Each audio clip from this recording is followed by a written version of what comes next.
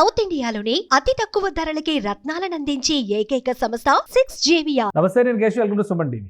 ఆంధ్రప్రదేశ్లో విపక్ష నేత వైసీపీ అధినేత జగన్మోహన్ రెడ్డి సత్తెనపల్లి టూర్ ఇప్పుడు కొత్త వివాదాలని రాజేస్తుంది. ఈ పర్యటన సమయంలో ఏకంగా 2 ప్రాణాలు కోల్పోయినట్టుగా సమాచారం వస్తుంది. ర్యాలీలో ఒకరు సొమ్మసిల్లి మృతి చెందారు, మరొకరు కాన్వాయ్ తగిలి ఓ వృద్ధుడు కూడా ప్రాణాలు కోల్పోయారు. సో ఈ పర్యటన ద్వారా కేడర్లో ఎలాంటి ఉత్సాహం నింపాలని జగన్ ఆశించారు, ఆయన ఆశించిన ప్రయోజనాలు నెరవేరినాయా? ఈ అంశాన్ని విశ్లేషించేటువంటి ప్రయత్నం చేద్దాం. మనతో పాటు బీజేపీ అధికార ప్రతినిధి పెద్దిరెడ్డి రవికిరణ్ గారు ఉన్నారు. రవికిరణ్ గారు నమస్తే. కేశవ్ గారు, మీకు సుమన్ టీవీ వీక్షకులందరికీ నమస్కారం అండి. రవికిరణ్ గారు, విపక్ష నేత టూర్లు ప్రతిసారి ఈ టూర్స్ జరిగినప్పుడు ఏదో ఒక వివాదం వస్తూనే ఉంది. ఇప్పుడు ఈ టూర్ విషయంలో కూడా సేమ్ నెగిటివ్ ట్రెండ్స్. ఎవరిదైతే విగ్రహం ఆవిష్కరించాలనుకున్నారో నాగమల్లేశ్వరరావుకి సంబంధించినటువంటి వివాదాలు. సో పోలీసులు ఏమో ఒకవైపు అది చాలా నేరో రోడ్డు, అటువైపు పర్యటనకు వెళ్ళడానికి కష్టం అని చెప్పిన రెంటపాలెం గ్రామంలోకి వెళ్తే కనుక ఇబ్బందులు అవుతాయని చెప్పారు. అన్నట్టుగానే కాన్వాయ్ ఢీకొని ఒక వ్యక్తి చనిపోయారు, ర్యాలీ సందర్భంగా ఇంకొక వ్యక్తి చనిపోయారు అని. ఏంటి అసలు ఈ పర్యటనని అంత టాప్ ప్రయారిటీగా వైసీపీ అధినాయకత్వం తీసుకోవడానికి కారణం ఏంటి? జగన్మోహన్ రెడ్డి గారి వ్యవహారం చూస్తుంటే జగన్ గారి పేరు అరాచకాలు ఒక పర్యాయ పదాలుగా మారిపోయాయా, ఒక అవిభాజ్య కవలుగా తయారయ్యారా? ఆయన ఓదార్పు యాత్ర చేస్తున్నారా, శవాల కోసం దీక్ష చేస్తున్నారా, అరాచకాల కోసం దీక్ష చేస్తున్నారా? ఎందుకు చేస్తున్నారు ఏంటి అన్నది అసలు దాని ఉద్దేశం ఏంటి? అంటే ఓదార్పు పేరు మీద రాష్ట్రంలో అశాంతిని, అల్లకల్లోలని, మరణాలని, పుట్టెడు శోకాన్ని గురి చేయాలి రాష్ట్ర ప్రజల్ని. ఎవరైతే తనకి ఓట్లు వేయలేదో వాళ్ళ మీద కక్ష తీర్చుకునే విధంగా ఇటువంటిది ప్రణాళికాబద్ధంగా చేస్తున్నారా అని చెప్పి అనుమానం నాకైతే కలుగుతుందండి. ఎందుకంటే మీరు గత కొన్ని మాసాలుగా ఆయన యొక్క పరామర్శ చూడండి. ఇప్పుడు సత్యసాయి జిల్లాకి వెళ్ళారండి. సత్యసాయి జిల్లాకి వెళ్ళినప్పుడు ఆ రోజు ఏం చేశారంటే వాళ్ళ అఫీషియల్ ట్విట్టర్ ఖాతా అండి, ఏప్రిల్ 8, 2025 మధ్యాహ్నం 1:02 ట్వీట్ చేశారు వైసీపీ పార్టీ అఫీషియల్ ఖాతా. ఏమన్నారంటే, పోలీసులు ఎన్ని అడ్డంకులు సృష్టించినా సరే జనాలు తండోపతండాలుగా వచ్చేస్తారు, రండి కథలు రండి, పోలీసులు అడ్డంకులు సృష్టిస్తారన్నారు. అయిపోయిందా? 1 గంటలో హెలికాప్టర్ మీద వాళ్ళ కార్యకర్తలే ఇచ్చేస్తే ఈ 2:33 మధ్యాహ్నం 33 నిమిషాలు మళ్ళీ ట్వీట్, పర్యటన కనీస భద్రత కరువు, సత్యసాయి జిల్లాలో ఎవరూ లేరు, పోలీసులు ఏమైపోయారు అంటే జగన్ హత్య చేయట కుట్ర చేశారు అని చెప్పి అఫీషియల్ ట్వీట్. అంటే ఏంటి? Double statement. అటు ఇటన్నా స్టేట్మెంట్, అటన్నా స్టేట్మెంట్. ఏదన్నా సరే ప్రభుత్వం మీద బురద చల్లాలి, ఏదో రకమైన అరాచకం చేయాలి. మన పాచిక పారితే ఒక రకంగా, పారకపోతే ఒక రకంగా. అసలు పరామర్శకి వెళ్తున్నారా, దండయాత్రకి వెళ్తున్నారు? ఈయన దేనికి వెళ్తున్నారు? ఒక పరామర్శకి వెళ్ళాలంటే 100-200 మంది వెళ్ళి అక్కడ వెళ్ళి మాట్లాడి పరామర్శించి ఆ కుటుంబాన్ని ఓదార్చి ఏదో త్రువో ఫలమో ఇచ్చి రావాలి. అంతేగాని జిల్లా మొత్తం ప్రజల్ని 4-5 రోజులుగా మొత్తం అనుకుని లెగ్గొట్టి రండి కథలు రండి అంటూ సత్యసాయి జిల్లాలో రాష్ట్రాల్లో మాజీ ఎమ్మెల్యే తోపుతూ అదే పని చేశారు. అక్కడ అంతమందిని లెగ్గొట్టి తీసుకొచ్చి హెలికాప్టర్ అయితే మళ్ళీ ప్రభుత్వం మీద చల్లటం కదా, ఇది కొత్త కాదంటారా? మన తెనాలి ఏం చేశారండి? రౌడీ షీటర్లు అండి. వాళ్ళకు ఒక గ్యాంగ్ అండి. అది గత 5-6 ఏళ్ళుగా చెయ్యని హత్యలు, ఒక వ్యక్తిని ముక్కలుగా నరికేసినటువంటి చరిత్ర ఉన్నటువంటి రౌడీ షీటర్లు వాళ్ళని పరామర్శించడానికి వెళ్ళి జగన్ అంటూ నేనున్నాను మీకు భద్రతగా అన్నట్టు ఆ యొక్క రౌడీ అసాంఘిక శక్తులకి, సంఘ విద్రోహ శక్తులకి బాధ్యతగా నిలిచి ఏమి సందేశం ఇవ్వదలుచుకున్న మాజీ ముఖ్యమంత్రి అంటే, ముఖ్యమంత్రిగా నేను సీట్లోకి వచ్చినప్పుడు ప్రతిపక్ష పార్టీ కార్యాలయం మీద దాడి చేస్తే వాళ్ళందరూ నా ఫ్యాన్స్, నా మిత్రులు, బీపీఏకి చేశారని సమర్థించినటువంటి నేర పూరితమైన ఆలోచన కలిగిన జగన్మోహన్ రెడ్డి అదే కొనసాగింపుగా ఈ రోజు నేరాలు చేసే వాళ్ళందరూ నా వాళ్ళు అని చెప్పేసి దరగేసి వస్తున్నారే. ఏమి రాజకీయ నాయకులు అని చెప్పి నేను అడుగుతున్నాను.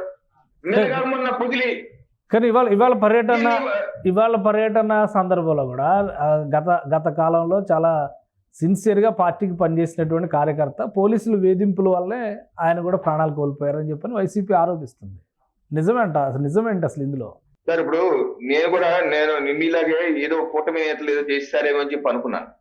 యాక్చువల్ గా దీన్ని నేను చూస్తానంటే ఇవాళ సాక్షి పేపర్లో వాళ్ళ మెయిన్ పేపర్లోనే వేసినటువంటి ఆర్టికల్ అండి.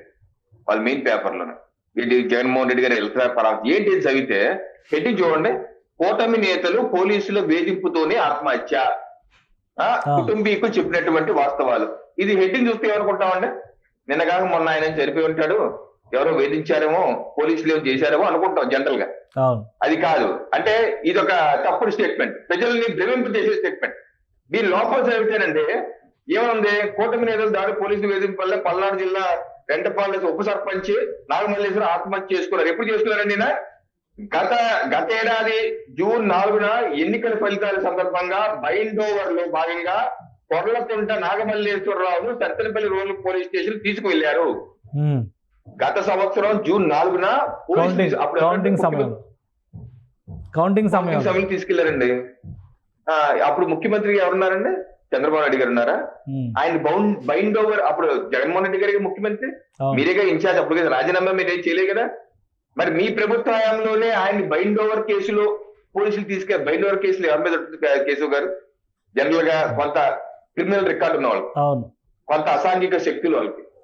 మరి జగన్మోహన్ రెడ్డి గారి హయాంలోనే అతని క్రిమినల్ రికార్డు ఉందని చెప్పి నిర్ధారించి బైండ్ ఓవర్ కేసులు మీ ప్రభుత్వ హయాంలోనే పెట్టి బైండ్ ఓవర్ సందర్భంగా అతన్ని కౌంటింగ్ సందర్భంగా తీసుకెళ్లారు అంటే ఆ నేరం, ఆ పాపం ఎవరిది? అతని నేర చరిత్రుడు అవునా కదా? మీ ప్రభుత్వ హయాంలోనే. నిన్న కన్నా లక్ష్మణ్ గారు చెప్పారు ఆయన మీద 2 కేసులు ఉన్నాయి. 2010లో ఒక క్రిమినల్ కేసు, 2022లో ఒక కేసు. 2022లో ముఖ్యమంత్రి ఎవరండి? జగన్మోహన్ రెడ్డి. ముఖ్యమంత్రి మీరు కదా? మీ హయాంలోనే ఆయన మీద కేసు ఉంది అంటే క్రిమినల్ రికార్డు ఉందనే కదా ఎస్టాబ్లిష్ అయింది. జూన్ 4 చంద్రబాబు నాయుడికి సంబంధం ఏంటి? ఆ తర్వాత దీంట్లో ఏం రాశారు? ఏంటి వాళ్ళ కుటుంబం అతను ఏదో పోలీసు తీసుకెళ్లారంట, అతను పోలీసులు వెళ్ళొద్దన్నారంట, ఏదో ఇంటి మీద దాడి చేశారంట, ఎవరు టీడీపీ జనసేన ఇతను ఇంటి మీద దాడి చేశారంట. దానికి మనస్తాపం చెందట గత ఏడాది జూన్ 6న గడ్డి మందు తాగి ఆత్మహత్య చేసి ఆసుపత్రిలో జూన్ 9న మృతి చెందారు. ఏంటి వారి ఇంటి మీద ఎవరో ఏదో చేస్తారట, మనస్తాపం చెందేసి ఎక్కడికో వెళ్ళిపోయారంట, జూన్ 6న తాగారట. ఈ నమ్మచ్చాయండి? ఒక క్రిమినల్ రికార్డు ఉన్న వ్యక్తి, ఒక ఉప సర్పంచ్ ఇంటి మీద ఎవరో ఏదో చేశారంటే ఎక్కడికో వెళ్ళి మందు తాగి చనిపోతారా, లేకపోతే ఏసులో ఇంటి మీద వెళ్ళి పోరాడతారా? ఏంటి అబద్ధం? అదే రోజు అండి కేశవ్ గారు, మీరు ఇంకొకటి గమనిస్తే పక్క జిల్లా ఏలూరు జిల్లా నూజివీడి మండలం తూర్పు దిగవల్లి గ్రామం వేణుగోపాల్ రెడ్డి ఇతను కూడా ఆత్మహత్య చేసుకున్నాడు, వైసీపీ నేత. ఈ రెండు తెలుసా? 30 కోట్లు జగన్ గెలుస్తాడని 30 కోట్లు బెట్టింగ్. ఈ నాగమల్లేశ్వరరావు కూడా 4-5 కోట్లు బెట్టింగ్. జగన్మోహన్ రెడ్డి గెలుస్తాడు, వై నాట్ 175 మా నాయత మరమతి ఎక్కడ నేత. అతను బెట్టింగ్ కాసి డబ్బులు ఇవ్వలేక, ఎవరైతే అతని వెనకాల పడ్డ డబ్బులు ఇవ్వమని అందగా వేలిముదారుగా ఆత్మహత్య చేసుకున్నాడు. ఈ వేణుగోపాల్ రెడ్డి కూడా అదే. కావాలంటే రికార్డ్ చూసుకోండి. ఇలాగా కౌంటింగ్ రిజల్ట్స్ వచ్చాకంటే వారం 10 రోజుల్లో అనేక మంది వైసీపీ కార్యకర్తలు బెట్టింగ్ లో కూరుకుపోయి డబ్బులు ఇవ్వలేక ఆత్మహత్య చేసుకున్నారు.